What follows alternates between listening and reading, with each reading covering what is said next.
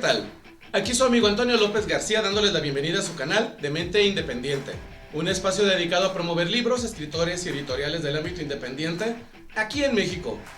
Y una de esas modificaciones que hice para este 2026 en el canal es que una vez al mes voy a estar trayendo a ustedes un libro que haya sido escrito por un autor canónico, consagrado o que al menos haya publicado en una editorial grande de habla hispana. Y tomando como motivo el mes de febrero, que es el mes del amor, decidí comenzar esta sección con la novela Como agua para chocolate de Laura Esquivel. Pero me puse a pensar, ¿qué puedo hacer para que esta reseña sea diferente o al menos ofrecer algo distintivo que no hayan hecho otros reseñadores de libros? Y mientras estaba leyendo, me comenzó a caer el 20 de que esta historia tiene un paralelismo norteamericano. Si ustedes leen Como agua para chocolate y leen Carrie de Stephen King, se darán cuenta que en esencia son la misma historia.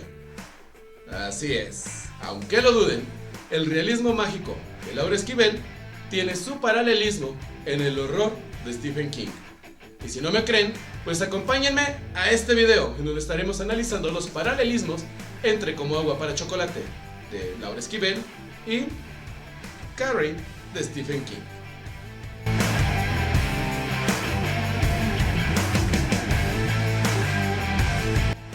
Antes de comenzar con este análisis, quiero mencionar que sí, obviamente, en este video va a haber spoilers y grandes de las dos historias. Así que si no han leído ninguno de estos libros o no han visto ni siquiera las películas, pues vayan, vean las películas aunque sea, y luego vienen aquí para darme la razón, o no, acerca de lo que voy a estar mencionando. Y ya con esta advertencia hecha, pues vamos pasando al primer aspecto de este análisis, que es la premisa. Como agua para chocolate, seguimos la historia de Tita, una chica que sufre la carga de ser la más pequeña de la familia y por ende y por la tradición familiar, está destinada a cuidar de su madre hasta que ésta muera. Y por este mandato y esta tradición, le es prohibido tener relaciones sentimentales con cualquier hombre. Y aquí entra en juego Pedro, un muchacho que desde su juventud se siente atraído por Tita, pero que por esta ridícula norma no pueden estar juntos. ¿Y cómo se desahoga Tita? Pues cocinando. Vacía todas sus emociones en las cosas que ella cocina.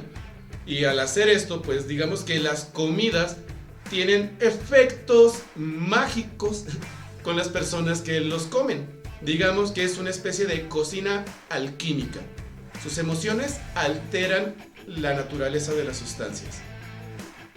Y pues Tita vive reprimida social y sentimentalmente por su madre, porque tiene ciertas expectativas de ella, las cuales pues nuestra protagonista no está totalmente de acuerdo con el destino que se le ha impuesto. Pasemos ahora a Carrie. En esta novela conocemos a Carrie White, una chica que tiene su primer periodo en las duchas de la secundaria. Ella no sabe lo que está pasando. Cuando intenta pedir ayuda, sus compañeras de clase se burlan de ella, porque pues, ¿cómo no va a saber lo que está pasando si es una muchacha ya pues, mayorcita? Ya debería de haberlo experimentado desde mucho antes. Y a partir de ese momento nos damos cuenta de que Carrie tiene poderes telequinéticos. A partir de este momento se despierta algo en ella. Y al llegar a casa, pues descubrimos que también su madre es una mujer que la ha mantenido recluida y que no le ha dado la libertad de vivir libremente.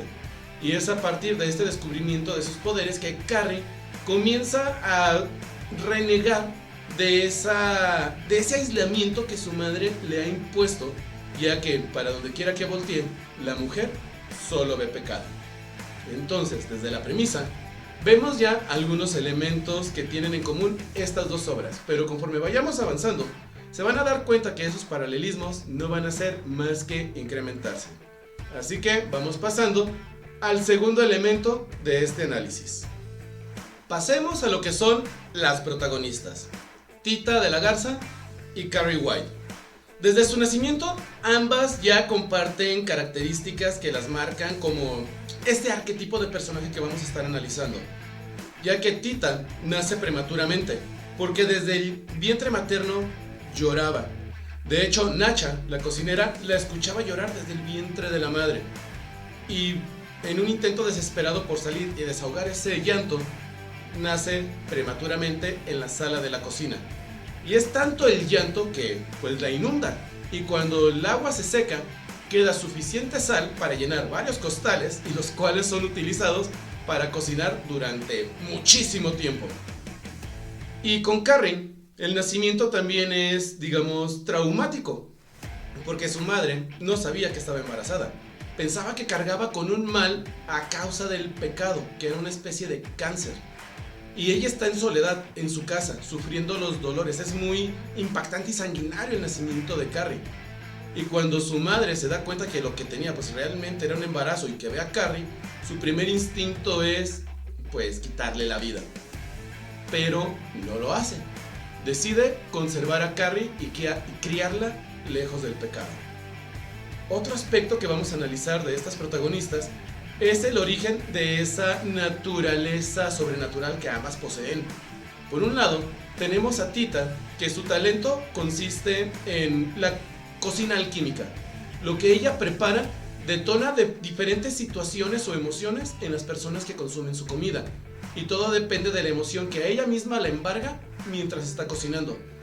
Y con Carrie White tenemos un poder telequinético que se despierta al ser humillada públicamente. Vemos una situación pues que altera sus emociones y hace que despierte algo que tenía latente dentro de ella. Otro paralelismo. Ambas protagonistas han sido recluidas por parte de sus madres. Tita no tiene derecho a enamorarse ni a casarse hasta que su madre muera. Carrie está encerrada y es cuidada celosamente por su madre porque la quiere proteger del pecado y de los males del mundo. Pero conforme van creciendo, pues las dos protagonistas también vemos en ellas esa ansia por la libertad, por querer salir, por conocer gente, por vivir bajo sus propias reglas, pero siempre con la sombra de la madre a cuestas. Y hablando de la madre, vamos pasando al siguiente elemento que vamos a comparar aquí. Y sí, las grandes antagonistas de estas dos historias son las figuras maternas. Quien haya dicho que Pixar había inventado eso de que el trauma familiar o las madres o las abuelas son las enemigas de la narrativa actual en las historias, pues no, ya se venía manejando desde mucho antes. Y aquí pues vemos a Mamá Elena en la novela de Como agua para chocolate y a Margaret White en la novela de Carrie. Cada una de ellas impone un control obsesivo sobre sus hijas de manera diferente, pero a fin de cuentas ambas son ese motor que impulsa a las protagonistas a actuar de cierta manera para desear salir de esos límites que ellas les han impuesto. Si hablamos de Mamá Elena, pues vemos que ella es muy tradicional, tiene un temperamento muy fuerte, tradiciones muy arraigadas y siempre está ahí con el estandarte de yo soy la que manda aquí. Y quien haga algo diferente a lo que yo digo, se va a tener a las consecuencias. Y el castigo principal para nuestra protagonista no es físico, sino psicológico. Le está prohibiendo la posibilidad de conocer el amor, ya que desde que nació está destinada a vivir en soledad hasta que la madre muera. Y en un momento Tita llega a pensar así como de, a ver, ¿a quién se le ocurrió esta regla tan absurda?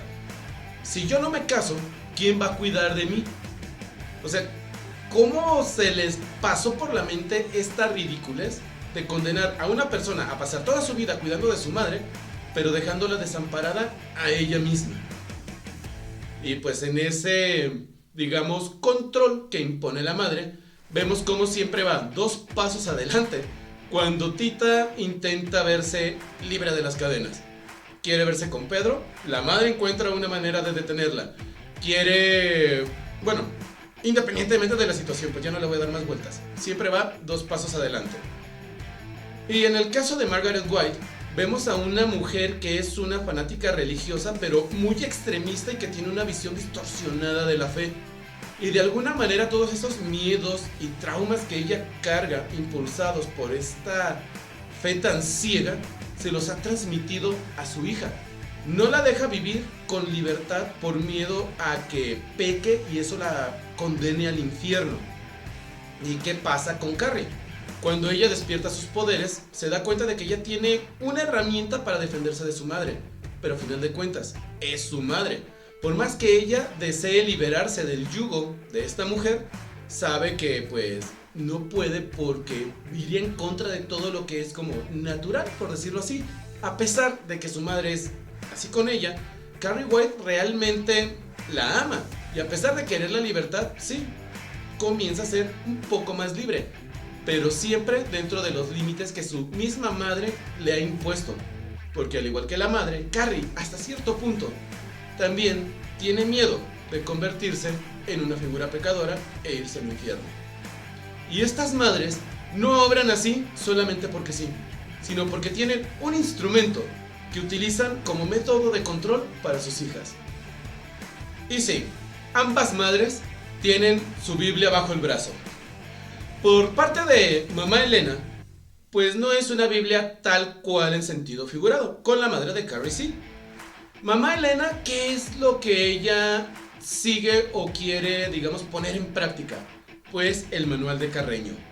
Y aunque nunca se haga mención directa del manual en casa, o que nunca se mencione que mamá Elena tiene ahí el manual de Carreño y que lo sigue al pie de la letra, hay algunos lugares en la novela donde la misma Tita dice ese maldito Carreño, porque ella misma se está viendo limitada por lo que su madre le obliga a hacer para mantener pues las buenas costumbres y la tradición viva. Para los que no sepan lo que es el manual de Carreño, pues fue un libro publicado a finales del siglo XIX y básicamente lo que encontramos ahí son normas de etiqueta y buenas costumbres. Algunas han sobrevivido hasta la actualidad. Por ejemplo, mamá o abuelita, ¿cuántas veces no nos han dicho? Mastica con la boca cerrada, no ponga los codos en la mesa, siéntate derecho. Cuando vayas a comer en casa ajena, no comas hasta que las personas que te invitaron empiecen a comer. Todo eso tuvo su origen en el manual de Carreño. Entonces, la madre de Tita, mamá Elena, pues vive, digamos que al pie de la letra, estas reglas, porque para ella la tradición y las buenas costumbres son lo más importante, es muy conservadora. Y por parte de Margaret White, pues ella sí, lo que tenemos es la Biblia literal y figurativamente. Todos conocemos la Biblia, creo que ahí no hay necesidad de explicar qué es lo que contiene. Pero pues este es el instrumento que utiliza como medio de control para mantener a su hija a raya. Entonces, mientras con mamá Elena, el qué dirán, las buenas costumbres o los buenos modales y la posición social es lo que importa, y por eso el manual de Carreño es importante para ella, pues del otro lado tenemos a Margaret White, que ella lo que no quiere es irse al infierno junto con su hija, y por eso la Biblia es tan importante para esta mujer. Y vamos a seguir hablando de estas dos antagonistas, porque en una historia el antagonista o el motor del conflicto es lo que realmente hace que la construcción del personaje principal brille o se desplome. Y lo que vamos a analizar ahorita creo que es el paralelismo más claro que hay entre estas dos historias, y tiene que ver en cómo termina cada una de las madres. Si ya leyeron las novelas o si ya vieron las películas, sabrán que ambas mujeres pierden la vida. Pero ¿han analizado el cómo? Por una parte, tenemos a mamá Elena, que después de un ataque, porque la historia se ambienta durante la Revolución Mexicana, ella sufre un accidente y queda en cama. Tita en ese momento se encontraba lejos y al saber el estado de su madre, tiene que regresar, tomar su lugar en la cocina y cuidar de ella. O sea, a pesar de todo lo que le había pasado hasta ese momento, ella sigue aquí programada de es mi madre, yo soy la más chica y tengo que regresar a hacerme cargo de ella, tengo que cuidarla. Entonces ella le preparaba su comida, pero como ya lo estaba haciendo pues más por obligación que por gusto, cuando su madre probaba la comida le sabía amarga y ya no quería comer nada que su hija le preparara. Mandaba a Chencha, que era la otra empleada que estaba ahí en la cocina, o pedía que alguien más le preparara la comida, pero no quería comer nada que le preparara Tita, porque la comida le sabía amarga y pensaba que Tita la quería envenenar. Y cada vez que comía algo que Tita le llevaba, pues ella tomaba vomitivos para sacar todo eso de su sistema, porque decía, es que mi hija, mi propia hija me está envenenando. Y consume tantos vomitivos durante tanto tiempo que termina perdiendo la vida. Y con Carrie, ¿cómo muere la madre de Carrie? Pues después del incidente del baile de graduación, que es una escena muy icónica en el cine sobre todo, regresa a casa buscando un refugio. O sea, ella regresa con la emoción de, ay, mi madre tenía razón, solo se burlaron de mí. Digamos que regresa en un estado de tregua y ya ha aceptado todo lo que su madre le ha dicho. Pero ¿cómo la recibe la madre? Intenta terminar lo que no pudo cuando Carrie nació. Y cuando ella ve que su madre la está atacando, dispuesta a quitarle la vida, Carrie se defiende instintivamente y termina quitándole la vida a su propia madre. En los dos casos, las antagonistas son las que de manera directa o indirecta terminan quitándole la vida a sus progenitoras. Pero aquí lo que es como algo interesante es que en ambas historias las hijas regresan a casa con una tregua. Y en ambas historias son las madres las que, ya cansadas de las actitudes de las hijas, terminan muriendo básicamente por su propia mano. Y hay una ironía pues muy grande en Como agua para chocolate, porque mamá Elena termina muriendo indirectamente a manos de aquella que se supone debería de cuidarla hasta sus últimos días. Y otra cosa en Como agua para chocolate, incluso después de muerta, el espíritu de su madre sigue para seguir hostigando a Tita, diciéndole que es una deshonra y lo que ella hace va a terminar llevando a la familia a la ruina. Con Carrie no sucede eso, sino que el caos se sigue expandiendo por todos lados. Y hablando de caos, vamos pasando a otro punto que vamos a analizar aquí, y es el desenlace y el clímax de estas protagonistas. Y vamos pasando al desenlace de estas protagonistas, que es el spoiler más grande si es que no han visto las películas o leído los libros, porque sí, las dos protagonistas se mueren al final. Pero vamos analizando cómo son estas últimas escenas de ambas protagonistas. Cuando leemos Como agua para chocolate, vemos que se está celebrando una boda y Tita es la cocinera. Y como están celebrando el amor y por fin ella puede estar con la persona que ella misma ha deseado toda su vida, pone tanto empeño y dedicación en la comida que esas emociones se proyectan a los demás. Empiezan a sentir así el alguien más tiene ganas de quitarse la ropa y se empiezan a ir. Y Tita y Pedro se quedan a solas en la hacienda, en el rancho. Y pues sí, hacen el delicioso. Y durante el acto, Tita siente la necesidad de desprenderse, o sea, se encienden tanto sus pasiones, se iluminan tanto y destellan a tal intensidad que pues literalmente ve la luz que la va a conducir al otro mundo. Y ella dice, no, espérate, me regreso. Pero cuando regresan, ve que Pedro, su amado, a quien había deseado toda su vida, sí, se fue mientras se venía. Y ella comienza a sentir frío. O sea, sus emociones se empiezan a apagar otra vez y ese fuego y esa chispa le empieza a abandonar. ¿Y qué hace? Se empieza a comer unos fósforos esperando volver a encender esa chispa porque no soporta el hecho de vivir ella sola. Ya se le fue el hombre que amaba, ya no tiene madre, ya se le acabó todo. Y en un acto de desesperación comienza a masticar estos cerillos mientras intenta encender nuevamente sus emociones. Y lo logra. Pero no solamente se encienden las emociones, sino que ella misma se ve rodeada de llamas y todo el rancho es consumido por un incendio brutal. Y por parte de Carrie, ya conocemos todos, creo, por las películas, la famosa escena del baile. ¿Qué sucede ahí? Después de que a Carrie la bañan con la sangre del cerdo y ve que el balde en el que estaba la sangre golpea a su compañero del baile y termina quitándole la vida, ella se desespera y suelta todo su potencial, todo su poder y se venga de las personas que están ahí. Y pues, ¿cómo lo hace? Encendiéndole fuego al gimnasio donde se llevaba a cabo pues la celebración. Y no se queda ahí, sino que cuando ella sale y comienza a caminar por las calles del pueblo, pues por donde ella va pasando va generando caos y destrucción hasta que termina perdiendo la vida en soledad en medio de una calle.